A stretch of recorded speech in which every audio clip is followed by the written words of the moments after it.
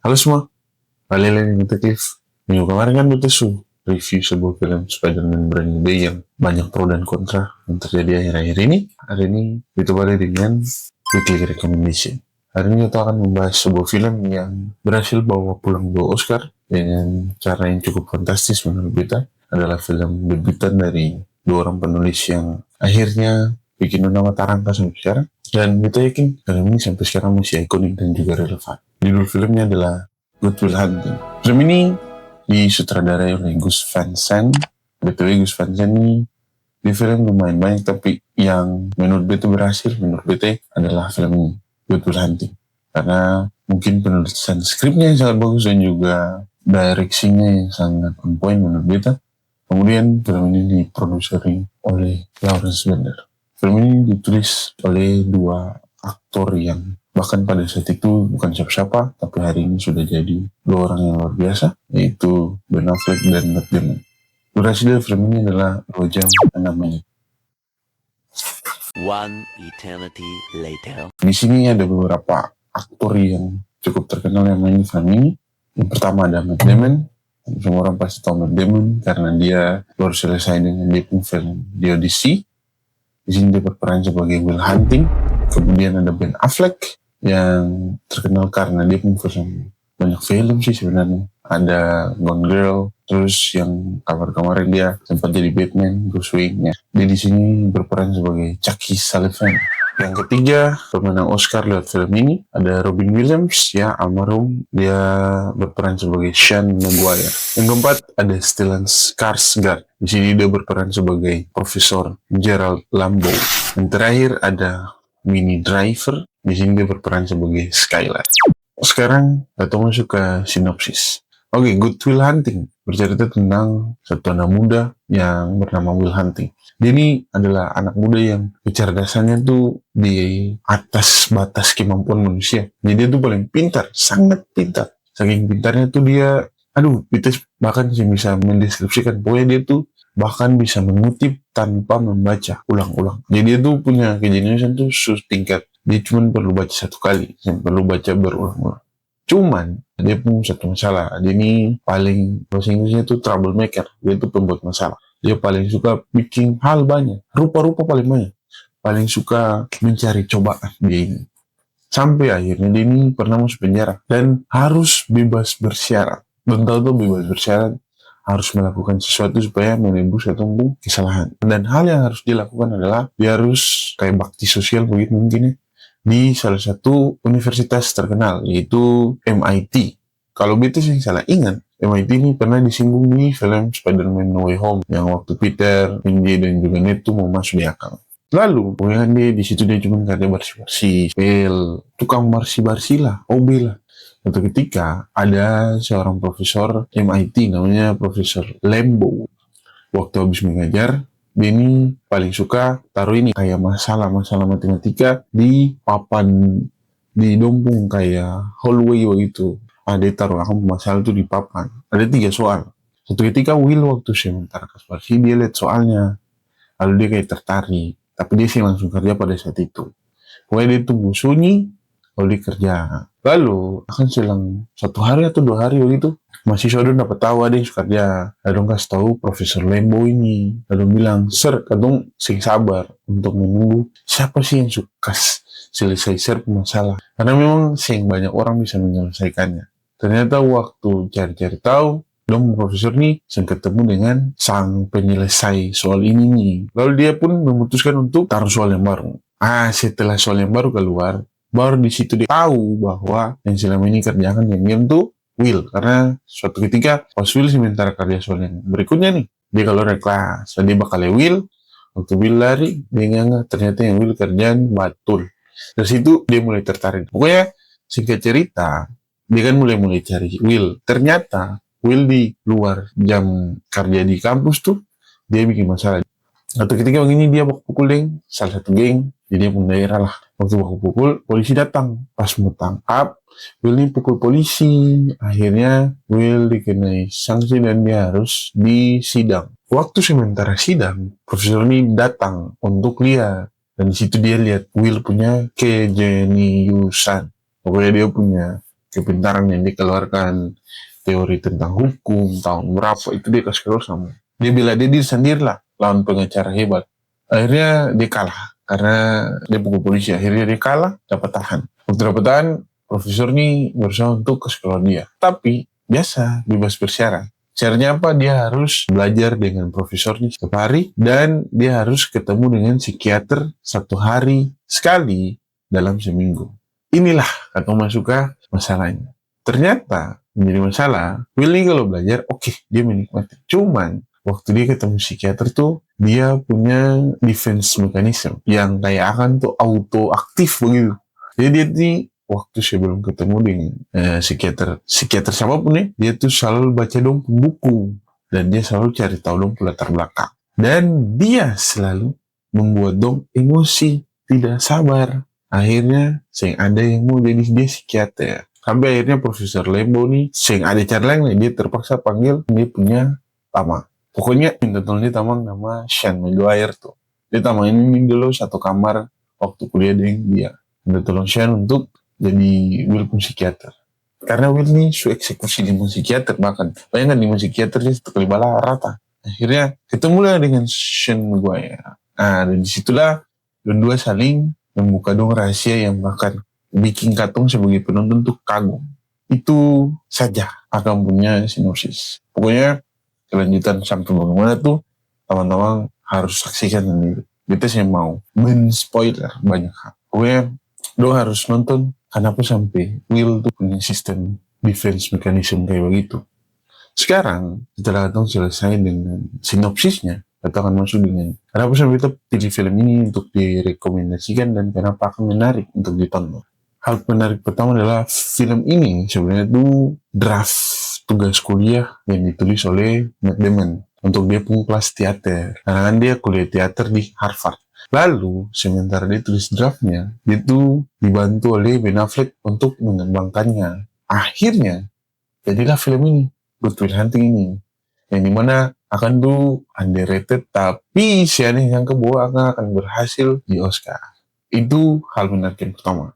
Kemudian, yang kedua, sebenarnya film ini bukan jadi film drama, bukan tentang kehidupan gimana. Film ini akan pun genre aslinya tuh harusnya jadi film thriller. Akan pun thrillernya tuh gimana? Tentang seorang manusia yang jenius nih di Boston, tapi dia tuh dikejar-kejar oleh pemerintah. Itu dia genre asli, tapi dong switch genre jadi drama. Hal menarik yang ketiga adalah film ini belum pernah uji coba kan diam-diam. Pokoknya dalam naskahnya tuh Ben Affleck dan juga Matt Damon tuh pernah uji coba diam-diam taruh adegan yang eksplisit supaya dong mulia kata produsernya ini baca kasih. Ternyata baca. Akhirnya produsernya tuh dong mempermasalahkan akhirnya adegan itu dihapus. Hal menarik yang berikutnya, di sini nih ada dua adegan ikonik yang menurut kita cukup memukau di film ini. Adegan ikonik yang pertama tuh waktu dong syuting di danau. Robin Williams sih kan dia aslinya dari Boston. Kalau betul sih salah ingat. Itu dulu syuting di danau. Danaunya tuh kayak kelihatan sunyi.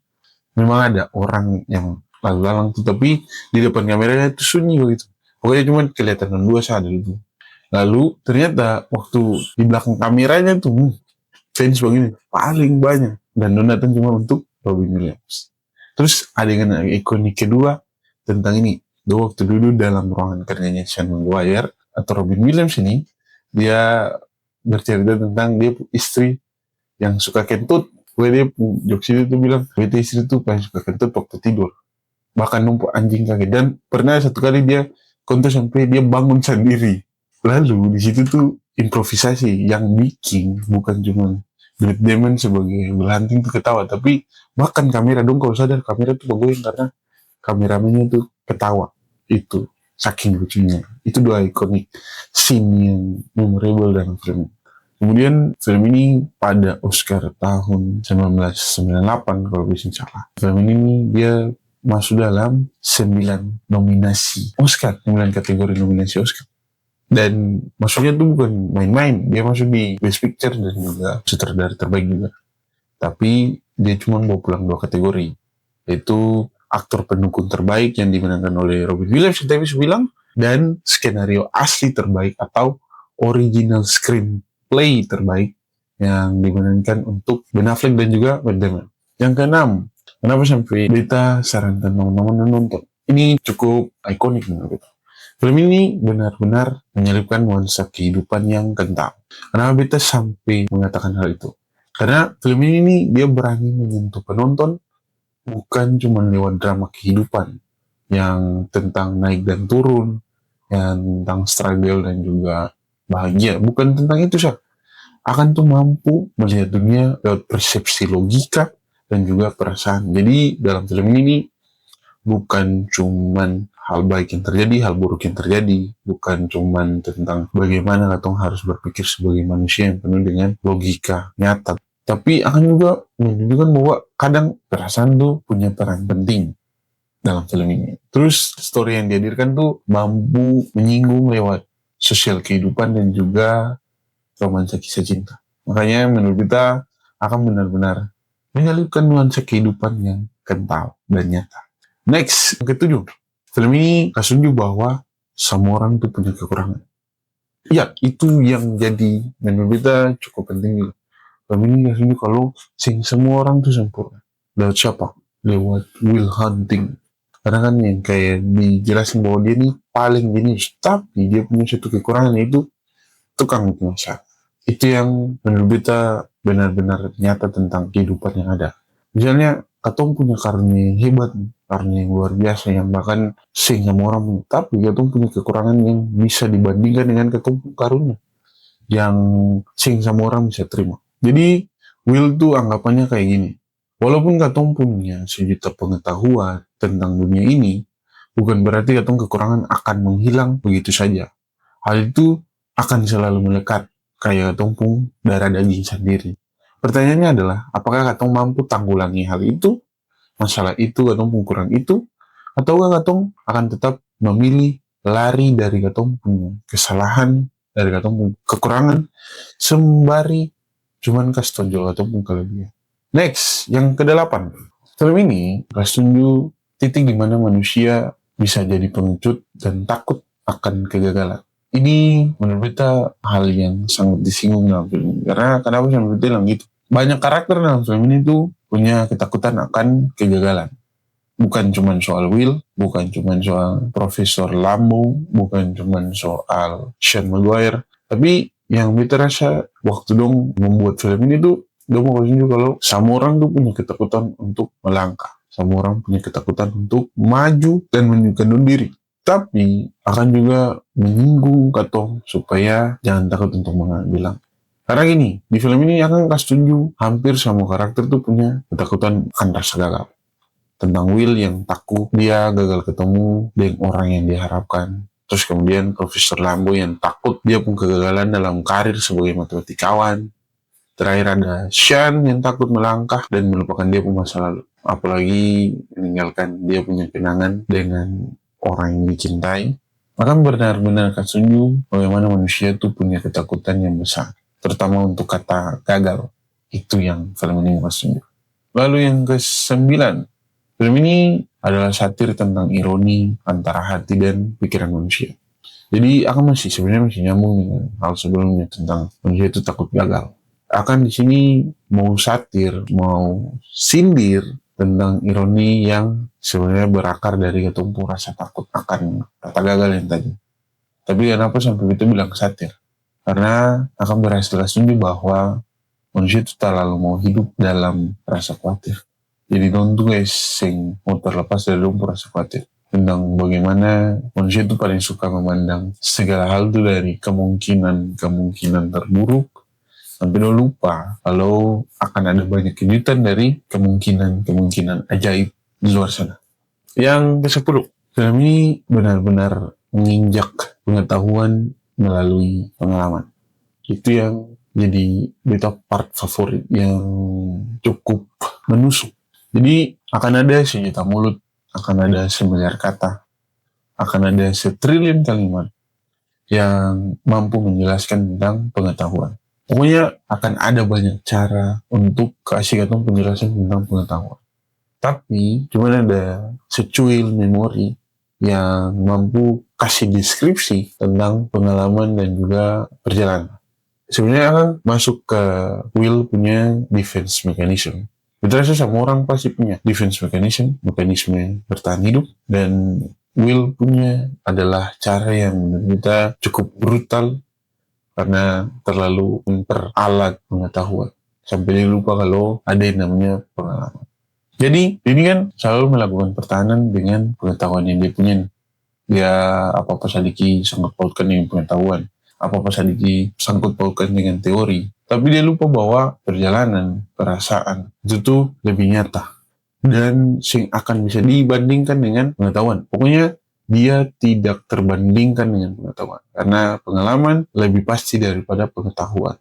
Dan menurut kita ada satu line ikonik yang akan benar-benar menampar Will dalam film ini, yang menghancurkan dia punya defense mechanism. Bunyi dari line itu tuh gini, kita minta maaf kalau pronounce kurang. You think I know the first thing about how hard your life has been, how you feel, who you are, because I write Oliver Twist? Does that encapsulate you? Personally, I don't give a about all of that, because you know what? I can learn anything from you. I can't read in some book unless you want to talk about you, who you are. Then I'm fascinated. I mean, but you don't want to do that doing sport. You're terrified of what you might say. You move, Chief. Inti dari line ini yang kita mau angkat adalah katong mempelajari dunia dan pengetahuan lewat media apapun bisa. Tapi katong sih akan pernah bisa melihat inti dan nuansa sebenarnya, bukan hanya cuma soal pribadi, tapi ini juga soal tempat dan juga karya. Katong sih akan pernah bisa melihat inti sebenarnya itu kalau katong sih mengalaminya langsung. Kalau katong sih punya pengalamannya langsung, katong sih punya experience yang mendalam tentang hal itu. Entah lewat katong pengalaman pribadi atau kisah yang dibagikan lewat hati. Itu yang menurut kita cukup ikonik dari film ini. Ya itu mungkin saya dari kita, ya biasa hal yang pas itu bilang, lebih baik nonton sendiri, buktikan semua hal yang reviewer ataupun orang-orang kayak kita katakan tuh sing selamanya benar. Katong kebanyakan bilang objektif, tapi pasti ada subjektif tipis-tipis dari hati paling deep. Tapi silakan buktikan sendiri, karena film ada untuk dinikmati, bukan cuma untuk dengar orang lain cerita lalu stop nonton konten yang orang cerita lalu cerita, jangan. Nonton sendiri supaya dong lebih dapat feel-nya, lebih paham dengan ceritanya. Saran sih kalau misalnya teman-teman dong yang suka film berat dan ingin mencoba untuk nonton film berat, kuncinya tuh di dialog. Sabar dengan dialognya, ikutin peranan. Biasanya kalau bisa sambil pause ataupun mundur supaya lebih bisa dipahami isi dari film itu. Mungkin saja kalau ada hal apapun yang udah mau katakan, mau tanyakan ataupun share ataupun kasih pendapat, silakan komen. Terus ketemu lagi di video berikutnya.